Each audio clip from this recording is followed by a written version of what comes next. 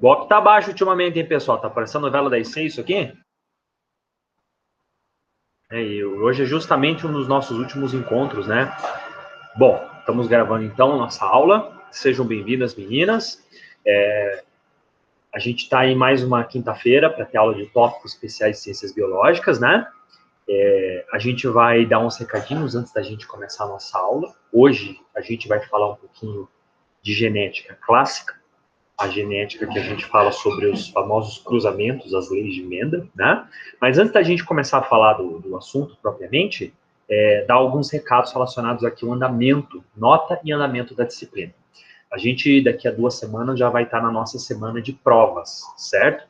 Então, a prova de tópicos especiais, ela vai funcionar como foi no finalzinho do primeiro bimestre. A gente vai ter uma prova com 10 questões, todas as questões vão ser de marca X, né? E elas vão ser relacionadas ao nosso assunto debatido aqui no segundo bimestre. A conferir zoologia, etologia, genética molecular e genética clássica, né? Tenho certeza que você vai bem, Fernanda. Eu, na verdade, não lembro se você foi mal, se você foi bem, né? Você foi bem? Foi mal, na verdade?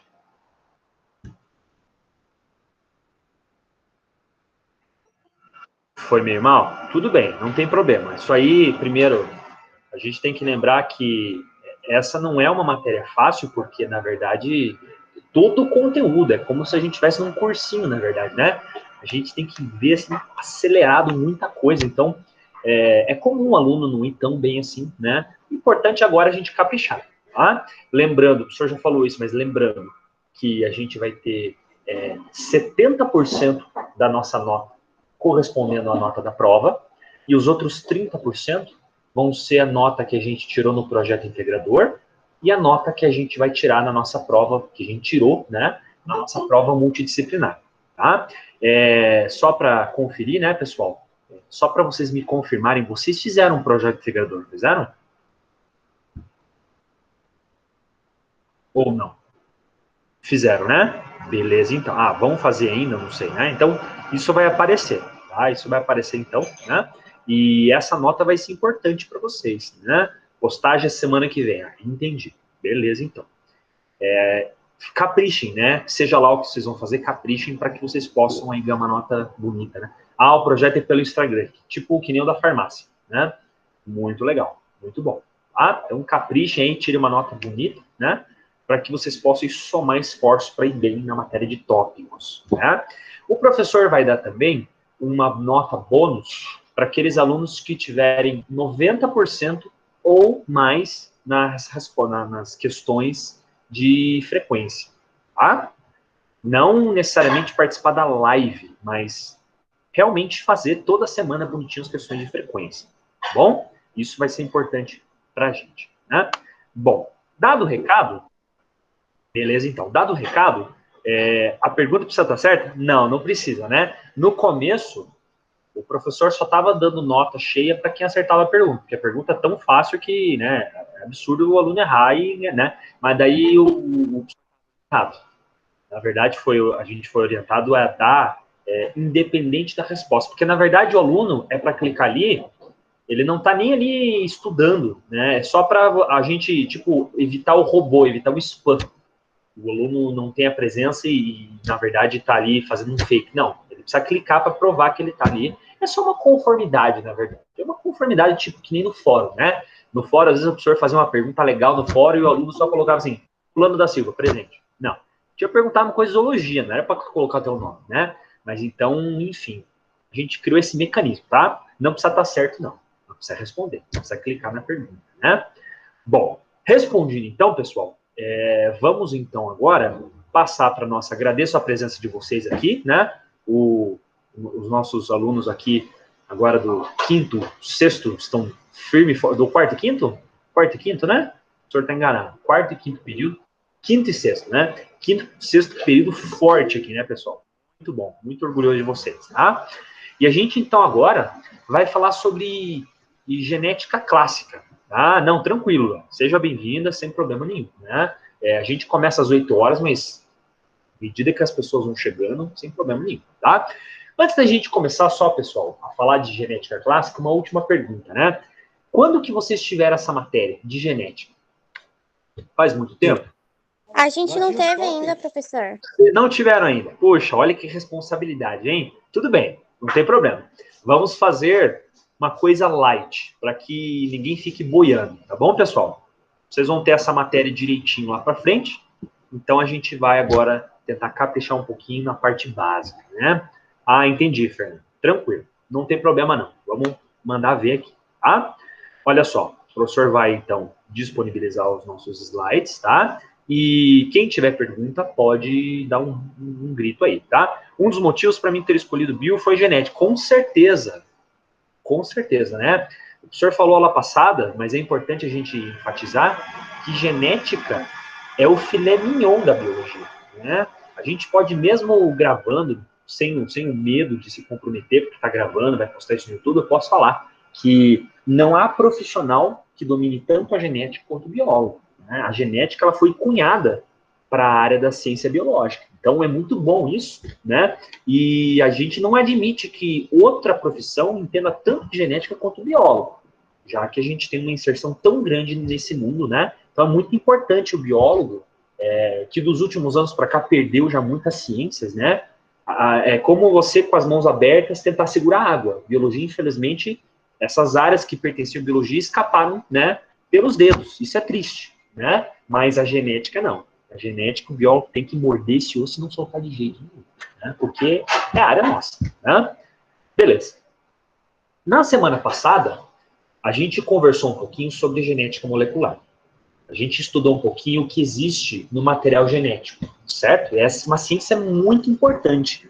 Estudar, entender o que é o DNA. Tá?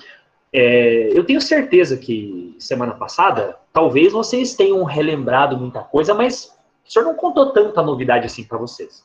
Acredito que muita coisa ali podia já ter sido esquecida, né? Enfim, mas todo mundo ali sabia muita coisa do que o professor mostrou, né? Hoje, vocês me falaram que vocês não estão tendo genética, né? Não tem problema. Então vai ser a nossa primeira viagem na genética clássica.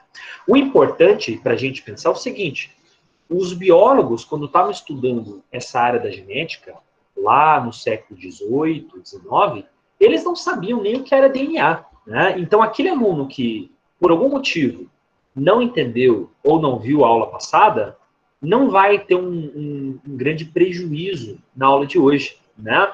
O próprio pai da genética, o Mendel, ele morreu sem nunca ter nem ouvido falar de DNA na vida dele, né? No entanto, é o pai da genética, é o fundador da área como ciência, né? Então, olha que legal isso, tá?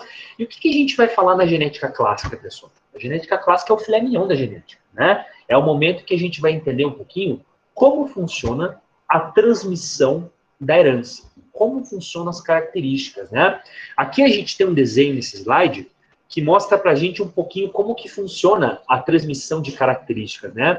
Então, todo mundo, desde que é criança, ouve, por exemplo, a família comentando, né? Ah, aquela criancinha que nasceu é a cara do pai. Mesmo que não seja, né? Praxe falar, né? Pode até mentir, né? Ou, olha como todo mundo nessa família é nariz de um e focinho do outro, né? Todo mundo é do mesmo jeito. O povo reconhece que as pessoas que pertencem à mesma família, têm o mesmo sangue, elas têm atributos, ou seja, características parecidas. A gente pode, por exemplo, quando um casal vai ter um filho, até ter uma previsão, uma estimativa do que vai aparecer na criança, né? Por exemplo, a gente imagina que dois indivíduos que são afrodescendentes, eles vão ter uma prole, eles vão ter uma progênie que tem genes, né, que vão garantir que eles tenham uma coloração na pele que seja rica em melanina. Crianças que vão ser mulatas ou negras, por exemplo, os mais variados tipos, né? A gente pode pegar, por exemplo, um casal de duas pessoas que têm olhos azuis e a probabilidade, a nossa estimativa, o nosso chute para falar que aquela criancinha vai nascer com olhos azuis é alto. Você concorda comigo? A gente pode estimar, então, baseado no como são os pais, como serão os filhos. Naturalmente, isso é uma estimativa, né? Uma certeza. Mas quem que garante isso? É a genética que garante isso para a gente. Né? E é interessante a gente estudar a genética, primeiro começar a partir da história. né? Então, a gente, para falar aqui do comecinho da genética, a gente não poderia deixar de falar do Mendel, Gregório Mendel, né? Gregório Mendel, ele era um tcheco que ele sempre queria ser um físico, na verdade, né? Então, ele não conseguiu virar professor de física, né? Porque era muito concorrido você conseguir virar um professor nas grandes universidades de física, e ele pensou assim, olha, eu gosto de estudar, né? Seria bom se alguém me influenciasse os meus estudos. E naquela época, quem queria estudar e quem queria ter uma vida intelectual, sim, era convidado a ter uma vida de monge, né? Não que o cara virou padre, virou monge só para ficar de boa estudando, não é isso. Mas era uma vida que ele financiava os estudos, a pessoa garantia um momento para que a pessoa pudesse desenvolver um trabalho intelectual. Então ele virou um monge, né? Ele foi lá para um mosteiro lá da República Tcheca, né? Bom, Mendel era uma pessoa que gostava muito de trabalhar, né? E a princípio, o abade, o chefe do monastério, deu para ele a hortinha, para ele cuidar da horta, né? Que vai produzir, por exemplo, a alimentação dos padres ali naquele mosteiro. Né? Essa horta, a gente pode ver aqui nessa foto, né? Então, ela existe até hoje, esse monastério e esse museu. Você pode até ver a estátua do Mendel aqui, né? Então, ele acaba sendo um lugar que atrai muitos turistas, muitas pessoas pelo mundo que gostam de genética, vão lá ver a estátua do Mendel, onde ele fez o famoso trabalho que iniciou a área da genética. Né? E é interessante que o Mendel ele começou a cuidar dessas plantinhas. Né? O legal dele é o seguinte, ele percebeu como ele cuidava, ele adubava, ele fazia o cruzamento das plantas, ele percebeu que as ervilhas que eram cultivadas ali, elas tinham um padrão bem característico de reprodução. O que a gente quer dizer com isso? Bom, a gente tem ervilhas de vários tipos, vários formatos. Né? Ele percebia que quando você tinha ervilhas de uma cor característica, de um formato característico, essas ervilhas elas tinham descendentes de forma bem previsível. Então, por exemplo, ervilha que tinha uma coloração amarela, por exemplo, era muito provável que tivesse filhos também amarelos. Ervilhinhas amarelas. Ele percebia que quando você tinha uma ervilha de textura lisa, bonitinha, redondinha, a probabilidade dos seus descendentes serem lisos era grande. Né? Nem sempre os filhos nasciam que nem os pais. Algumas vezes, uma ervilha amarela dava origem a uma ervilha verde, por exemplo. Né? A coisa foi indo aos poucos. E ele sempre tinha um caderninho que ele anotava esses resultados, para entender um pouquinho como que a coisa funcionava. Depois de muita anotação, muitos anos anotando, Mendel conseguiu criar um modelo matemático. É como se fosse, por exemplo, a previsão do tempo. Né? Por exemplo, você vê hoje um jornalista, seja homem, seja mulher, o mocinho ou a mocinha do tempo, né? Você está olhando assim aquele mapa no jornal e ela fala assim, amanhã a probabilidade é que chova. Você pensa assim, como é que a mulher, né, vai adivinhar isso? Como é que ela chutou isso?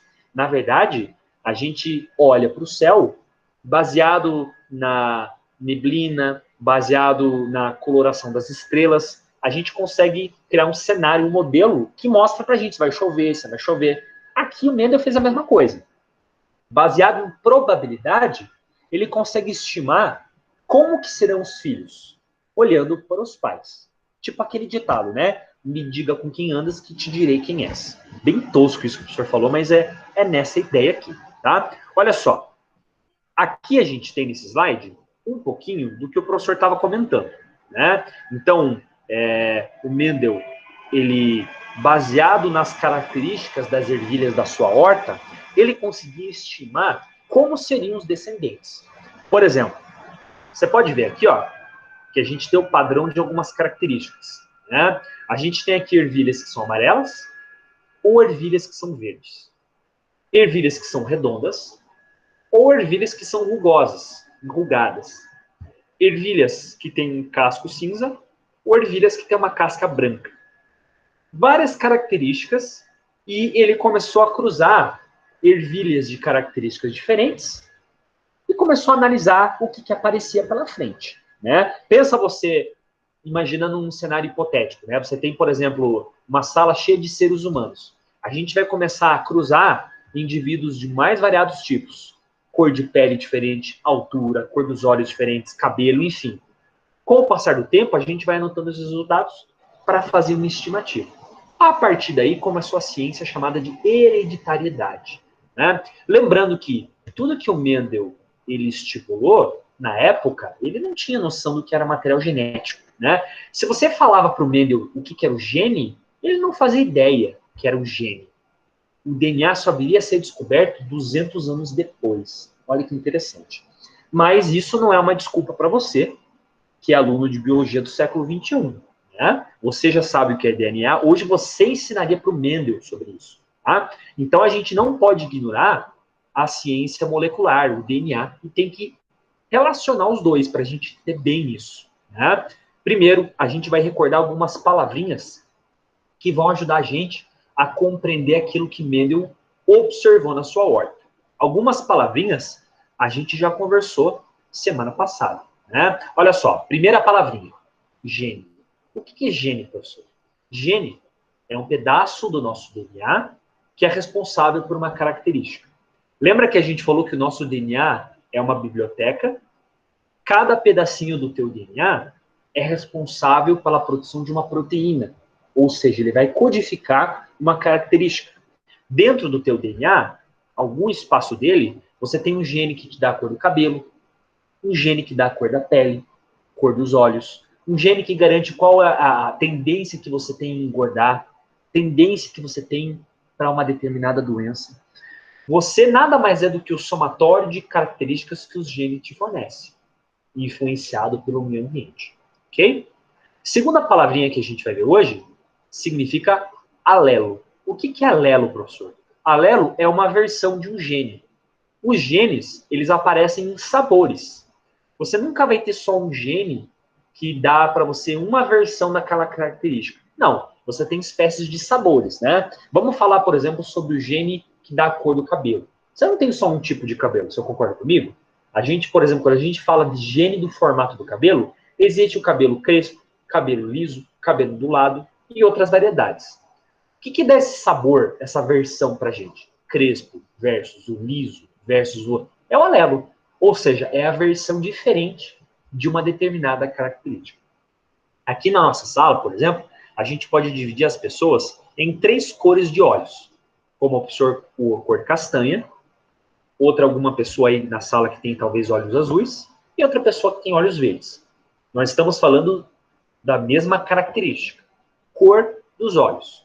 Mas você não concorda comigo que a gente está falando de sabores, versões diferentes? E é isso, né? Cada pessoa aqui, para a cor dos olhos, tem um alelo diferente. Então, veja a importância, veja a diferença de uma coisa para outra. Pessoal, vamos lá então. Locus. O que a gente falou que era locus? Locus é um lugar diferente do cromossomo, ou seja, da molécula de DNA que vai conter aquele gene específico. Se eu falar para vocês, por exemplo, que o gene que garante a cor dos meus olhos, ele está localizado no locus 300 do cromossomo 5. O que é isso? Em algum lugar do cromossomo 5, eu encontro o gene para a cor do cabelo. O locus é o lugar, é tipo o escritório, a sala onde fica cada gene, certo? Você tem que imaginar que o nosso genoma, o nosso gene, o nosso material genético é gigantesco. Então a gente tem que imaginar que cada setor do nosso DNA é um locus, o lugar que mora um determinado gene, ok? E aqui agora a gente vai começar a falar algumas palavrinhas, alguns termos que vão ser novidade para a gente, que é algo que a gente vai aprender hoje, né? Primeiro é o genótipo. O que é o genótipo? Genótipo é o conjunto de todos os alelos que você tem. Se você, por exemplo, anotar num caderno todas as versões de gene que o professor Bruno tem, você vai ter no final o genótipo do professor Gavinho, né? Se você anotar, por exemplo, o gene, o alelo, que cor dos meus olhos, castanho escuro, cor do meu cabelo, preto, cor da barba, preto, altura, X. O que é isso? Você vai anotar a versão dos genes que eu tenho. No final das contas, você vai ter num caderno a lista com todos os meus alelos. Isso é o meu genótipo. Ok? Outra palavrinha nova pra gente. Heterozigoto. O que é isso? Aqui é uma grande novidade pra gente.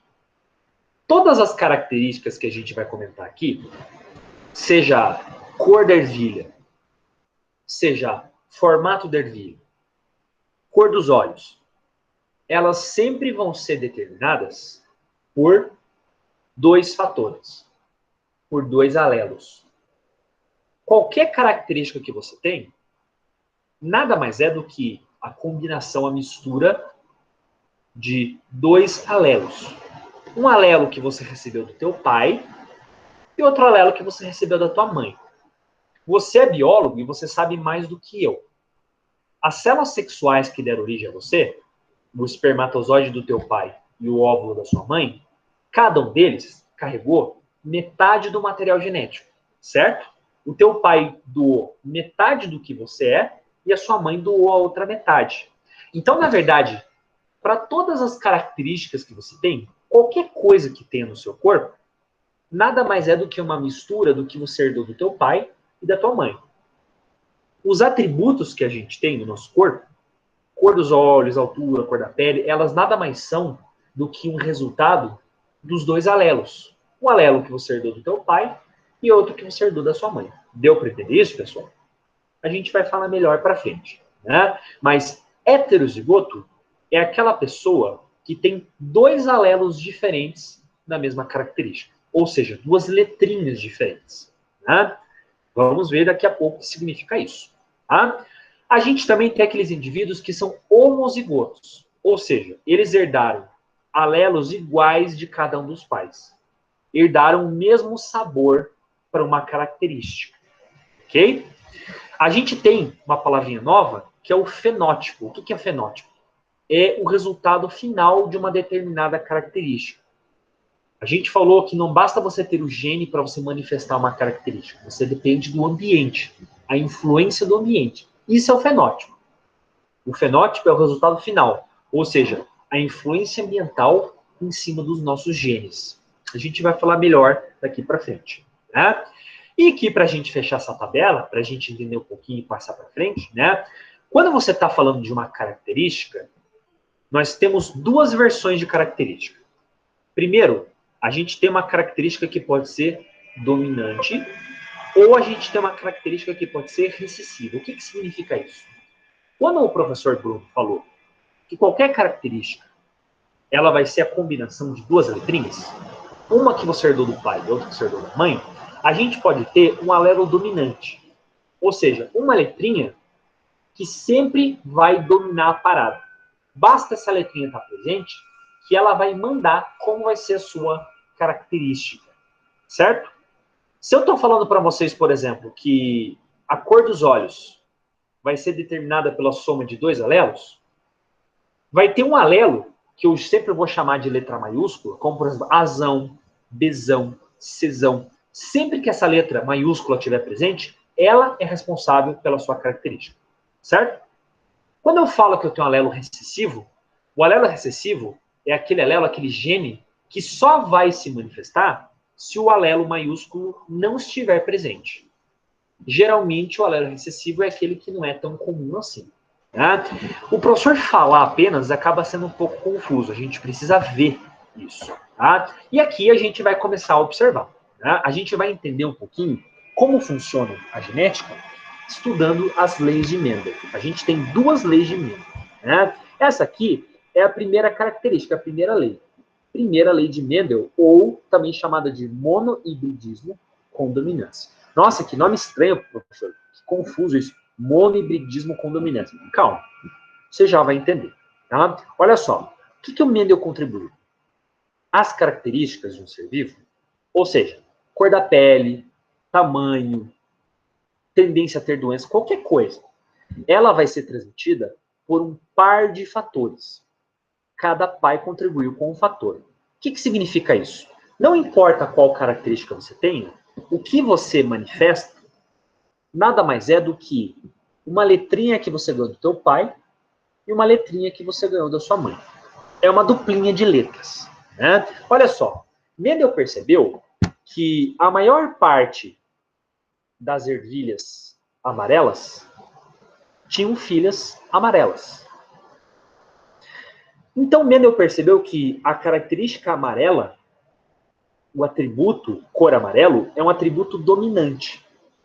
Você pode perceber aqui no nosso desenho, aqui ó, nesse quadrado amarelo, a gente tem uma ervilha lisa aqui.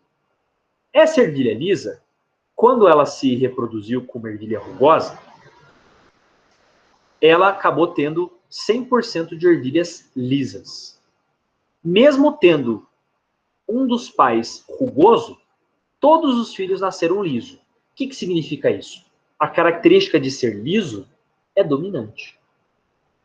Quando você olha, por exemplo, um pai puro, a gente tem aqui um pai que é chamado de homozigoto dominante. Por que é homozigoto, professor? Ele tem duas letrinhas iguais. Azão, azão. A gente chama isso aqui de homozigoto dominante porque os dois têm letra maiúscula. Ou seja, ele herdou o alelo azão do pai e o alelo azão da mãe. Não tinha como ele não ser liso, porque bastava ele ter uma letra azona, ele já virava liso. Deu para entender? Quando ele cruzou com um indivíduo homozigoto recessivo, ou seja, rugoso, o indivíduo rugoso só poderia ser essa característica, porque ele tem a letrinhazinha. Ele não tem o azão aqui. Lembra que a gente falou que para você ser a característica dominante, você tem que ter letra maiúscula, né? Então, dois pais que são homozigotos diferentes, um é um homozigoto dominante, o outro é um homozigoto recessivo, tiveram filhos 100% heterozigoto. O que significa isso? O paizão aqui, vamos chamar isso aqui de pai, quando ele foi se reproduzir, você concorda comigo que todos os gametas sexuais dele só poderiam ter a letra zona, porque não tem outra letra diferente a não ser o azão, certo? Então, 100% dos gametas que esse indivíduo aqui gerou são a letra azão. Né? Já esse indivíduo aqui, ó, o azinhozinho, qual que é o único tipo de gameta que ele pode passar na característica dele? Azinho. Ou seja, quando eu tenho um pai que só pode passar azão, cruzando com uma mãe que só pode passar azinho, qual que é o resultado final? Somente indivíduos que são azão, azinho. O azão que recebeu do pai, o azinho que recebeu da mãe. Você formou o quê? 100% de indivíduos que são heterozigotos. Pra gente, isso não é o mais importante. O que é o mais importante? O mais importante é que mesmo tendo uma mãe rugosa, todos os filhos viraram liso. Por que isso, professor? Porque a gente tem um gene que é o gene dominante e é da característica lisa. Você podia nem ter visto a lei de Mendel para você entender, na prática, muitas características, antes mesmo de você entender essa aula de genética aqui, você já podia chutar que são dominantes. Você não concorda comigo que a cor castanha dos olhos é uma cor dominante, pessoal? Você pode observar que a maior parte de nós tem os olhos castanhos. Quando você tem, por exemplo, o pai com olho castanho e ele se reproduz com uma mulher que tem olhos azuis, você não concorda que a maior parte dos filhos nasce com os olhos castanhos? É difícil você ter um indivíduo de olhos azuis. Você concorda comigo? Isso mostra, então, que você tem o quê? Você tem uma característica que é dominante. Geralmente, cor do cabelo castanho é uma característica dominante. Cor dos olhos castanhos, uma característica dominante. Dá para você entender, pessoal? Com o passar do tempo, a gente vai entendendo como essas coisas funcionam, né? E é assim que a gente começa a entender essas coisas, né? Bom, pessoal, eu queria saber o seguinte. Tem alguém que não entendeu o que o professor comentou? Gostaria que o professor repetisse alguma informação. Veja bem, isso aqui não é fácil. Isso aqui é importante a gente entender. Tem alguém que gostaria de perguntar alguma coisa até o momento? Não, por enquanto tá tranquilo. Por enquanto tá tranquilo? Pra mim também. Então. Beleza, então. Tá? Isso aqui pode parecer algo tosco, mas isso aqui foi importantíssimo, porque até então a gente nunca tinha pensado nas leis de Mendel, né? A gente nunca tinha pensado que uma característica pode mandar em cima da outra, né? Você pode não pensar em... Você fala assim, mas que importância isso tem para mim? Toda, né? Quando a gente, por exemplo, está falando na agricultura, todos os dias, as pessoas que trabalham com agricultura, melhorar, por exemplo, plantações, elas trabalham com características, né? Como que a gente hoje tem um trigo que é tão nutritivo? Como é que a gente tem hoje, por exemplo, um milho que é tão grande, né? Se você comparar o milho hoje, no século XXI, ele dá muito mais proteína do que o milho antigo. Eu não estou falando se ele é mais saudável, não. Isso já é uma outra história, né? Mas que ele dá mais proteína, ele dá. Como que isso foi feito, pessoal? Isso foi feito entendendo as leis de Mendel. A gente pegava, por exemplo, os genes com o passar do tempo e entendia quais genes podiam garantir mais vantagens para a gente. Quais genes eram dominantes. Nem todo gene dominante é interessante para a gente. Tem genes dominantes que não garantem tanta proteína para a gente. Então eu vou eliminar aqueles genes dominantes que não me trazem tanto nutriente. Eu vou começar a manter ali na minha horta só genes recessivos que podem me trazer benefícios. Dá para entender? Como é que a gente hoje tem tantas raças de cachorro, por exemplo? Ah, eu quero comprar, sei lá, quero comprar um Dachshund. Ah, eu quero comprar um pastor alemão. Como que a gente consegue fazer isso? A gente, com cruzamento selecionado, né? Só cruzando aqueles indivíduos que a gente sabe que o gene está ali dentro, a gente foi mantendo padrões repetitivos, né? Raças de plantas, raças de cães, tudo isso foi feito pensando dessa forma, estudando genética de forma aplicada. Interessante isso, né? Se é ético a gente ter um domínio genético tão grande ou não, isso é outra história. O professor Bruno acha que não é interessante, na verdade, é a minha opinião pessoal, né? Você pode ver que boa parte dos problemas que a gente tem relacionados à guerra, relacionados a racismo, vem de genética, né? O professor Bruno acha que não devia ter isso. Mas aqui a gente está falando de parte estritamente científica, né? A gente não está partindo para a parte social, enfim. Bom, vamos continuar então aqui o nosso estudo, né? Olha só, aqui a gente continua a nossa lei de Mendel, né? Então, Mendel sabia que quando você pegava dois indivíduos que eram homozigotos, um homozigoto dominante, ou seja, azão, cruzava com um homozigoto recessivo, azinhozinho, você tinha filhos que eram 100% heterozigoto. Mas peraí, professor, o que acontece se eu pegar essa geração de heterozigotos, ou seja, azinho, e multiplicar com outro indivíduo dessa geração?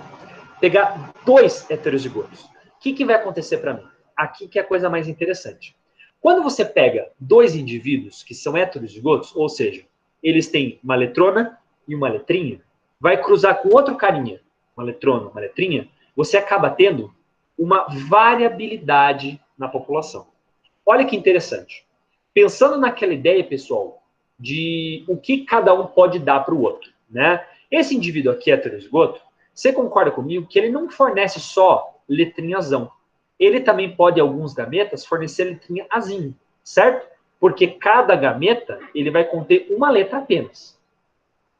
Você vai ou poder ter um gameta, um espermatozoide com azão, ou um espermatozoide com azinho. Ok? Você vai ou ter um óvulo com azão, ou vai ter um óvulo com azinho. Certo? Você vai poder ter, então, um espermatozoide com azão, ou espermatozoide com azinho. Desse lado, um óvulo com azão, ou um óvulo com azinho.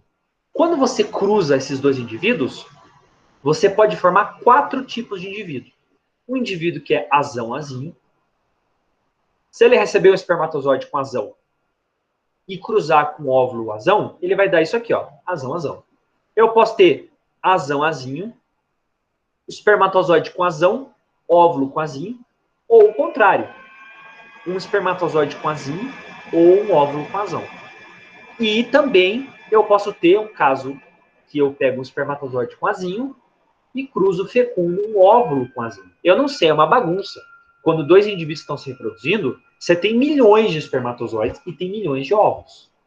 Alguma combinação, alguma bagunça ali a gente vai formar, né? O interessante era o seguinte, o Mendel percebeu que quando você pegava esses indivíduos que são lisos, dois indivíduos com a mesma característica e cruzavam eles, a segunda geração, você tinha a maior parte deles liso, mas algum deles nascia rugoso. Olha que interessante.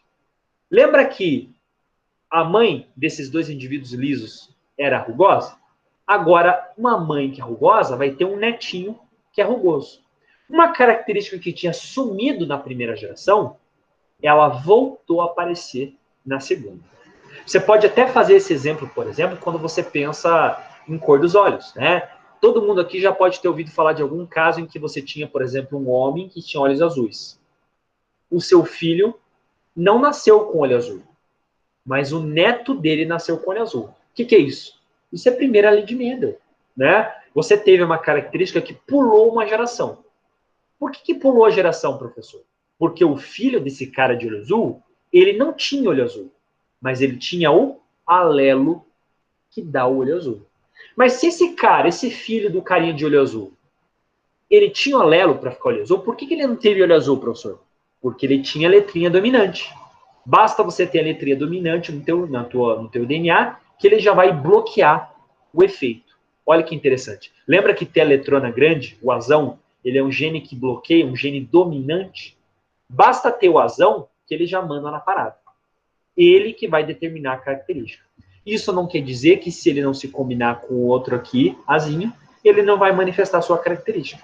Olha que interessante, né? Na população, você pode ter, por exemplo, um casal de olho castanho que tem um filho de olho azul. Como é que isso aconteceu? Os dois tiveram olhos castanhos, mas os dois eram heterozigotos.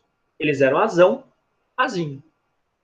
A gente pode pensar em muitas características desse jeito. Muitas coisas, por exemplo, podem ser assim.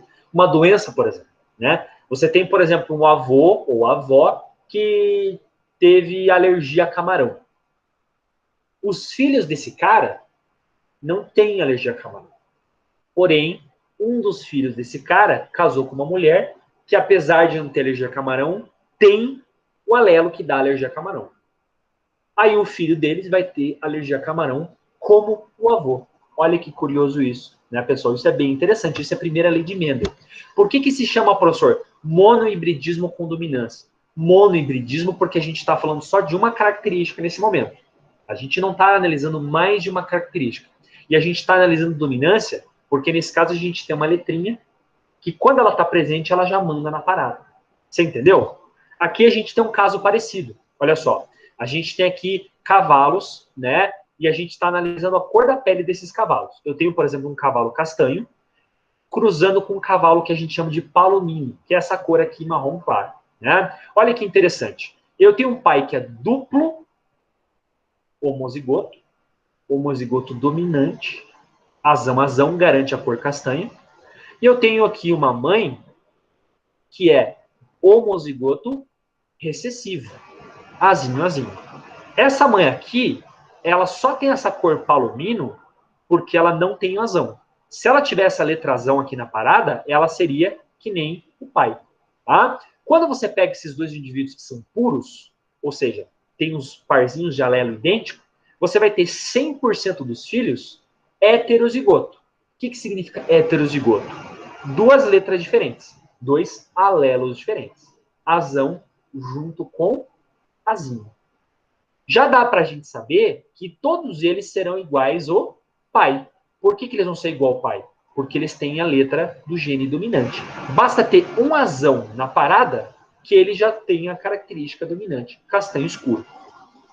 No entanto, quando eu pego esses dois indivíduos da mesma ninhada, da mesma geração, e eu cruzo eles, eu vou ter aqui combinações diferentes. Ou seja, se eu por acaso tiver um espermatozoide do azão, que se juntou ao óvulo que recebeu o azão, eu vou ter esse aqui, ó, azão.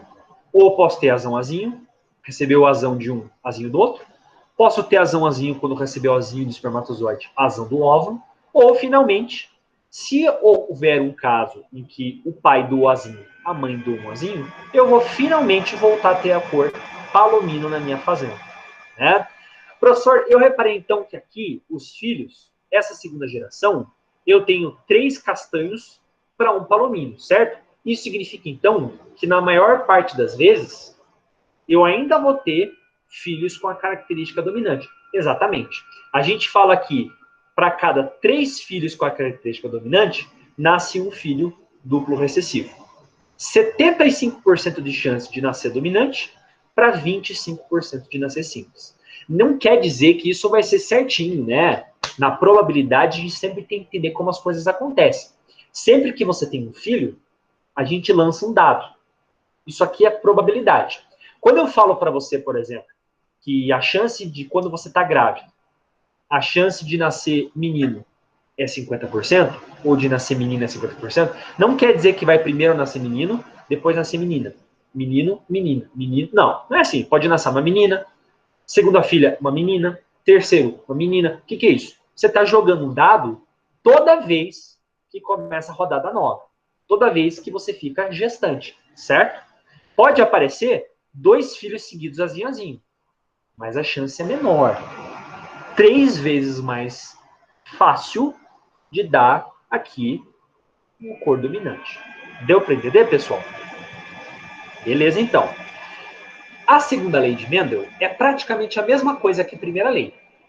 Só que a segunda lei de Mendel é quando Mendel, na verdade, já estava um pouco mais avançado nos estudos. É basicamente a mesma coisa, né? Mendel percebeu que quando você tem, por exemplo, 2 características sendo analisadas do mesmo jeito, ao mesmo tempo, você vai ter o quê? Você vai ter essas características aparecendo de formas diferentes, né? A gente até agora estava falando, por exemplo, só de uma característica. A gente falou, por exemplo, da textura da ervilha. Ou a ervilha é lisa, ou ela é rugosa. Ou a ervilha é amarela, ou a ervilha é verde. Chegou um momento que Mendel começou a analisar 2 características ao mesmo tempo. Ou seja, o que vai acontecer quando eu pego um pai amarelo e liso? O que vai acontecer quando eu pego um pai amarelo e liso e cruzo ele com uma mãe verde e rugosa? 2 características analisadas ao mesmo tempo. Essa é a segunda lei de Mendel. O que Mendel concluiu? Ele concluiu que as características não andam de mãos dadas. Cada característica ela vai ser jogada no gameta de forma independente. Aqui a gente tem, por exemplo, uma célula. Você pode ver que essa célula aqui, ó, ela tem 2 cromossomos. Um que ela ganhou do pai e outro que ela ganhou da mãe. Eu tenho aqui, por exemplo, essa duplinha aqui de cima, ó, que vai determinar uma característica, e eu tenho essa duplinha aqui de baixo, que vai determinar outra característica. Na hora da gametogênese, quando eu vou formar as células sexuais, essas características aqui, ó, elas vão combinadas umas com as outras e não tem regra, né? Eu, por exemplo, vou ter gene do cromossomo azul com o gene do cromossomo azul escuro, gene do cromossomo azul escuro com o gene do cromossomo rosa e assim por diante. Como que a gente pode entender isso? É aqui, ó, análise simultânea de 2 características ao mesmo tempo. Basicamente, Mendel, ele aumentou o nível da fase, ele passou de fase, ele começou a analisar 2 coisas juntas, né? O interessante é que as regrinhas continuam do mesmo jeito, não muda nada, né? Olha só, ele começou a analisar 2 pais bem diferentes um do outro, né? Ele começou a analisar, por exemplo, uma ervilha amarela e lisa, e ele cruzou com uma ervilha verde e rugosa. Em outras palavras, ele pegou pais completamente diferentes no aspecto físico. O que ele percebeu quando ele cruzou esses 2 pais completamente diferentes? 100% dos filhos nasceram amarelos e nasceram lisos. O que Mendel concluiu? Liso e amarelo são características dominantes. Na prática, a coisa não mudou. A coisa continua sendo a primeira lei de Mendel, né? Em outras palavras, esse pai aqui, que é amarelo e liso, a gente tem agora 2 letrinhas ao mesmo tempo. A letrinha R e a letrinha Y, né? O R vai ser ou Rzão, que é rugoso, ou Rzinho, ou vai ser Yzão ou Yzinho. Aqui é a mesma coisa. Você pode ver que a característica verde é Rzinho. A característica Yzinho é rugoso, né? Esse pai aqui, que é duplo dominante, ele só pode dar gametas espermatozoides ou óvulo, tanto faz, né? Com a letra Rzona e Zinho. Não tem outra coisa no repertório dele, né? E esse pai aqui só pode dar Rzinho e Zinho. Quando eu cruzo, 100% deles vai dar o quê? Características dominantes. Isso não é a mesma coisa que dizer que esse caninha aqui é dominante homozigoto. Você pode observar aqui, ó, que ele tem a letrinha Rzinho e ele tem Yzinho, que ele adquiriu quem? Da mãe aqui, que é recessivo. O curioso vai ser quando a gente multiplicar esse caninha aqui, ó, com outro carinha parecido com ele. 2 duplos heterozigotos. Aqui a gente obtém um quadro, pessoal, que mostra pra gente as mesmas leis, né? Quando você pega 2 indivíduos heterozigotos, você vai ter aqui uma bagunça. Você vai ter a maior parte dos indivíduos nascendo duplo dominante, ou seja, ervilha lisa e amarela. Você vai perceber que tem 3 carinhas aqui que nasceram dominantes para a primeira característica, que é amarelo. mais recessivos para a segunda. Você vai ter ervilhas rugosas. Você vai ter 3 carinhas que são dominantes para a segunda característica, que é ser liso, mais recessivos para a primeira. Então, você tem 3 ervilhas aqui, ó, lisas, mas que são verdes. E de todos esses filhos aqui, só um filho nasceu duplo recessivo, rugoso e ao mesmo tempo verde. O que a gente quer dizer com isso? Quando você analisa 2 características ao mesmo tempo, a chance de você encontrar um indivíduo que é recessivo para as 2 é bem menor, né? Na prática, a primeira e a segunda lei de Mendel, elas são a mesma coisa, você não tem que ficar decorando nada. O que a segunda lei de Mendel mostra para a gente é o seguinte: uma característica não depende da outra. Elas viajam de forma independente. Você vai ter indivíduos com uma característica dominante que vão continuar sendo dominante, independente da outra característica. Você entende? O que é dominante continua sendo dominante, o que é recessivo continua sendo recessivo. Isso é muito legal. Baseado nisso, Mendel conseguiu então prever que tipo de filhotes iam nascer, por exemplo, do cruzamento de ervilha, de rosa, de cãezinhos, de gatos. E isso que a gente usa hoje na produção animal, na tecnologia agropecuária. Isso é uma coisa muito legal, né? Aqui, por exemplo, ó, a gente está falando aqui de um organismo completamente diferente, pelagem em gatos, e a gente está tratando da segunda lei de Mendel, né? Por quê? Quando você analisa as 2 características ao mesmo tempo, você pode perceber o seguinte, ó. Para ter a cauda curta, você tem que ter a letra Szão. Szão é dominante. Basta ter um S grande, cauda curta. O Szinho garante a cauda do gatinho. Olha só a cauda longa aqui, ó. Szinho, Szinho. Quando você está analisando a pelagem, letra Bzão, marrom, letra Bzinho, branco. Então aqui você tem um gatinho que é dominante para a primeira característica, recessivo para a segunda. Contra um que é recessivo para a primeira, dominante para a segunda. Quando você cruza esse indivíduo aqui, ó, só pode ter uma resposta que é o quê? Heterozigoto. Mesmo tendo aqui esse indivíduo que é branco e esse indivíduo que tem a cauda longa, todos eles vão nascer com as características que são dominantes. Claro, basta ter uma letrona, seja da cor do tamanho da cauda, você já vai ter a dominância. Mas quando você pega todos esses gatos aqui, ó, e você cruza entre eles, você vai ter aquela proporção que a gente viu na lei de Mendel. 9 indivíduos duplo dominante, 3 indivíduos recessivo para um, dominante para outro, outros 3 o contrário, do recessivo na primeira, dominante na segunda, e só um carinha aqui, só um gatinho, que é o indivíduo recessivo. Um indivíduo que é branco, de cauda longa. Você pode ver que ele é o mais raro de todos, né? A gente pode aplicar a segunda lei de Mendel para muitas coisas, né? E para a gente finalizar essa aula, pessoal, que eu acho que a gente já viu bastante coisa, né? No final da vida, Mendel já tinha analisado muitas características, mas ele não pôde analisar tudo que existia por aí. Foi muitos anos mais tarde, na verdade, mais de um século mais tarde, que a gente percebeu que algumas heranças são chamadas de heranças ligadas ao sexo. O que é isso? Esse aqui é um dos maiores geneticistas, um biólogo muito famoso, que se chama Thomas Hunt Morgan, né? Thomas Hunt Morgan, ele foi um dos primeiros pesquisadores que começaram a estudar biologia genética usando a mosquinha da fruta. Você já deve ter ouvido falar da mosca da fruta, né? Mosquinha da fruta é aquela mosquinha chata que quando você começa a comer uma banana, por exemplo, uma fruta, já vem a mosquinha encher o saco, por exemplo.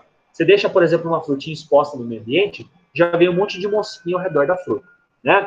Ele tinha o que a gente chamava de insetário, casa das moscas, né? Ele colocava pedaços de fruta em garrafinhas de leite e deixava exposto no meio ambiente.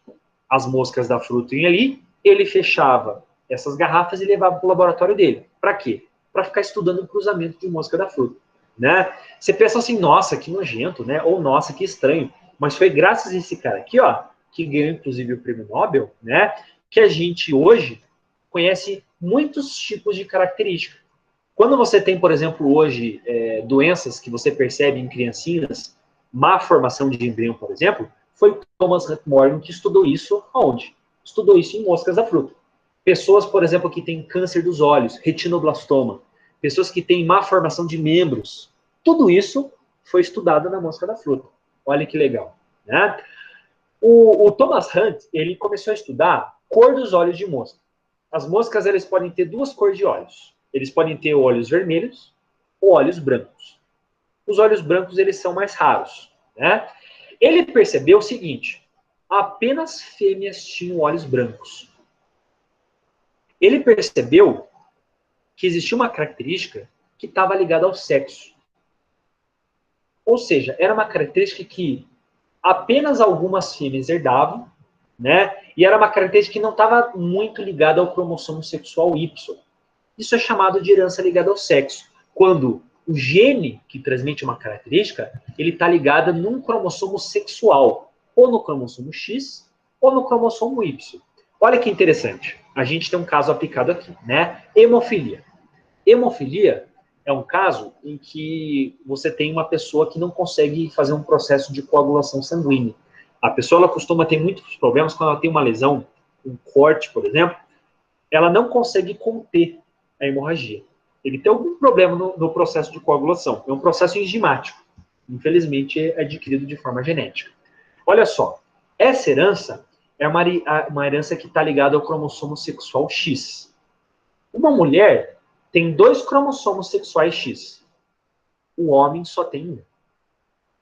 Quando você tem uma mulher hemofílica, essa mulher herdou a característica do pai e da mãe. Por quê? Como uma mulher tem 2 letras X, para ela ser hemofílica, ela tem que ter herdado isso do cromossomo X do pai e do cromossomo X da mãe. Isso significa que a hemofilia é uma herança dupla dominante. Uma mulher só vai ser hemofílica se o pai é hemofílico. Você concorda comigo que um indivíduo só vai ser mulher, só vai ser do gênero feminino, biologicamente falando, né? Quando o pai doou X.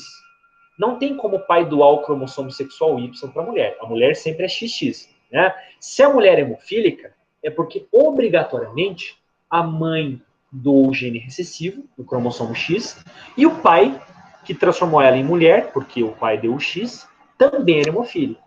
Herança ligada ao sexo é o seguinte: a mulher só vai ser hemofílica se o pai obrigatoriamente for hemofílico. Todo homem que tem uma mãe hemofílica será hemofílica. Toda mulher que é hemofílica tem obrigatoriamente o pai hemofílico. Olha que coisa interessante isso aqui, né? A mulher, então, tem a chance de ser portadora do gene de hemofilia, mas não ser hemofílica.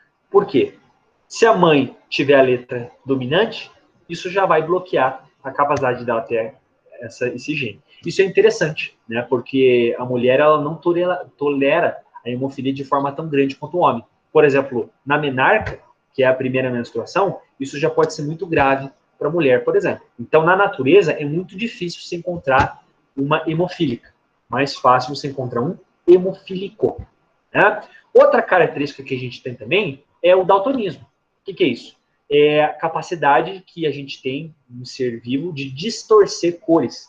Ele acaba enxergando pela mutação de células visuais, de cones, ele acaba observando cores de formas um pouco distorcidas. Então, por exemplo, todos nós aqui, ó, observamos esse dado aqui, esse cubo mágico, né, com alguns padrões de cores. Um daltônico, ele vai observar esse mesmo cubo que a gente está vendo aqui do lado esquerdo, com outro padrão. Então, ao invés de enxergar a cor verde, ele enxerga a cor marrom. Ao invés de enxergar amarelo, ele enxerga a cor azul. E assim sucessivamente. Isso é uma questão meramente estética. Isso não vai prejudicar tanto assim o daltônico, né? Mas o daltonismo também é uma herança ligada ao sexo. O pai vai passar para a filha através do cromossomo X. Olha que coisa interessante, né, pessoal? Bom, essa aula de genética clássica é uma aula muito ampla para a gente, assim, dominar isso em questão de minutos, né? O que o professor queria mostrar para vocês era uma explanação geral, né? Isso é muito importante do biólogo entender, porque, como o professor falou, isso aqui é uma atribuição muito forte do biólogo, né? A genética é totalmente dominada pelo biólogo, e é interessante que muitos processos são controlados pela genética. Não só parte decoreba, da academia, memorização. Não. A gente está falando de agropecuária, produção de medicamentos, síntese de vacinas, tudo isso depende da genética. esses testes que foram feitos para as vacinas, por que, por exemplo, a gente teve que testar a vacina em vários países diferentes? A gente está analisando aqui a sensibilidade, o desafio que cada população específica, ou seja, cada conjunto de genes tem frente a um vírus, frente a um produto diferente. Como é que eu sei, por exemplo, que a probabilidade de encontrar um japonês com intolerância à lactose é muito maior do que no brasileiro? Porque esse é um tipo de gene que foi propagado lá no Oriente, uma quantidade muito maior de alelos recessivos para intolerância à lactose do que para a gente. Então, olha que interessante estudar genética em populações. Isso é algo muito importante, né? Bom, primeiro eu vou ler aqui os comentários do nosso mural e depois eu libero se alguém quiser fazer alguma pergunta, né? Deixa eu ver aqui. Vamos ver os comentários que foram feitos aí, que o professor gosta sempre de dar uma olhada, né? Vamos lá, vamos lá. Então, a Amanda falou que gosta de genética, isso é legal, né? Pessoal do terceiro médio surtando lá, odiando eu e Amanda, estudando genética. É verdade, é que talvez, quando a gente é mais jovem, talvez seja um pouco mais difícil, né? Um pouco mais maçante, talvez. Mas isso é muito legal, né? Fernanda falou aqui às 8h42, né? O Allen falou boa noite, né? Para não deixar no vácuo, né? Olha só, 8h42. Meus pais tiveram 3 filhos. Um de olho verde, um de olho castanho e um de olho azul. É curioso isso, né? O professor não falou aqui porque isso ia ser meio... ia dar, tipo, ser anticlímax isso, né? Cor dos olhos verde, o verde ele não é determinação genética. O verde é uma variação do azul, na verdade. Uma variação anatômica. Então, ou você tem olho verde, ou você tem olho azul, geneticamente, ou olho castanho. O verde é uma variação, entendeu? Por isso que a gente não tem... Quando a professora explicou que dominante é castanho, recessivo e azul, isso que a gente quis dizer. Mas você ainda pode ter variedades na cor azul, que seria o verde. Tudo bem? Consegui entender a segunda lei. Isso aí, Karine, né? Na verdade é o seguinte, é bem possível, Karine, que daqui a uma semana você esqueça isso. Por quê? Esse é o tipo de coisa que, às vezes, para você relembrar, você tem que pegar rapidamente para você relembrar, né? Mas o importante é o seguinte, se você entendeu a primeira lei, você entende a segunda. Porque a segunda lei nada mais é do que multiplicado por 2. É tipo o dobro, né? Que bom que você já lembrava. Isso facilita bastante, né? Acho que meus professores ensinaram bem, porque lembro boa parte. Excelente. Você vê como é bom a gente ter um bom professor no ensino médio. Isso, às vezes, é fundamental para a nossa formação, né? Pessoal, queria aproveitar aqui. Tem alguém que tem alguma dúvida, algo que não ficou muito claro, alguma curiosidade? Aproveitar esse momento aí.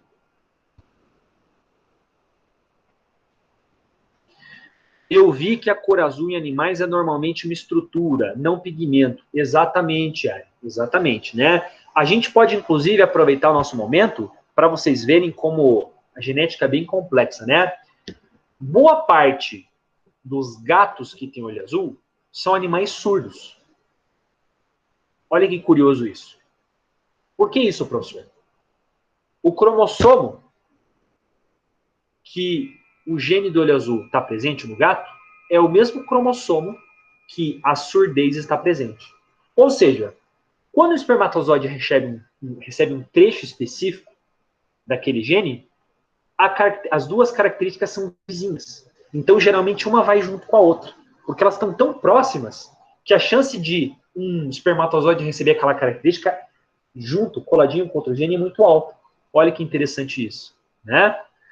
Professor, eu vi que tem pessoas que têm olhos avermelhados ou violetas, né? Tipo aquela atriz muito famosa, né? Que é a Elizabeth Taylor, né? Isso é verdade, tá? Quando a gente vai aprender genética, agora o professor vai jogar um pouquinho de aqui, água no chope, né? A gente, na verdade, está facilitando as coisas, né? Então, por exemplo, a gente fala assim, a cor dos olhos, né? Azão e azinho. Na verdade, a maior parte das características, a gente está estudando mais de um gene sendo influenciado. Não tem só 2 sabores. O verde, o azul, né? Geralmente você tem variações. Você pode, por exemplo, pegar a cor de pele, né? Você não tem indivíduo completamente preto e indivíduo completamente branco. O que você tem? Você tem indivíduos que são muitas variedades de cores diferentes. Você tem indivíduo, por exemplo, que é o indivíduo negro, o indivíduo mulato escuro, mulato médio, mulato claro, um indivíduo que é branco e também um indivíduo que pode ser albino. Olha quantas matizes de cores diferentes a gente tem. O que é isso? Isso é a combinação de alelos diferentes, né? A Fernanda está perguntando assim, o albinismo seria azinhozinho? O albinismo, na verdade, ele é uma mutação. ele é uma mutação que ele normalmente é recessivo, você acertou, né? Mas ele é um gene que ele está raríssimo presente na população, tá bom? Mas você tem razão, ele é uma mutação, sim. Ele é um alelo recessivo, que é um pouco raro na população. Ele não se manifesta tão comum, ele não é dominante, ok? Beleza, então. Bom, pessoal, se não tiver ninguém com mais nenhuma dúvida, não gostei de fazer mais nenhum comentário, eu agradeço a presença de todos, né? Fico feliz que no final aqui a gente acabou com mais pessoas do que entraram, né? Sempre bom a gente participar da aula, né? Pessoal, a gente semana que vem terá a nossa última aula, nosso último encontro, tudo bem? E daí a gente parte daí para nossa provinha, tá bom? Um grande abraço para vocês, um bom final de semana e até a próxima quinta-feira. Tchau, professor. Até semana que vem. Boa noite, professor. Até semana Boa noite. que vem. Até semana que vem.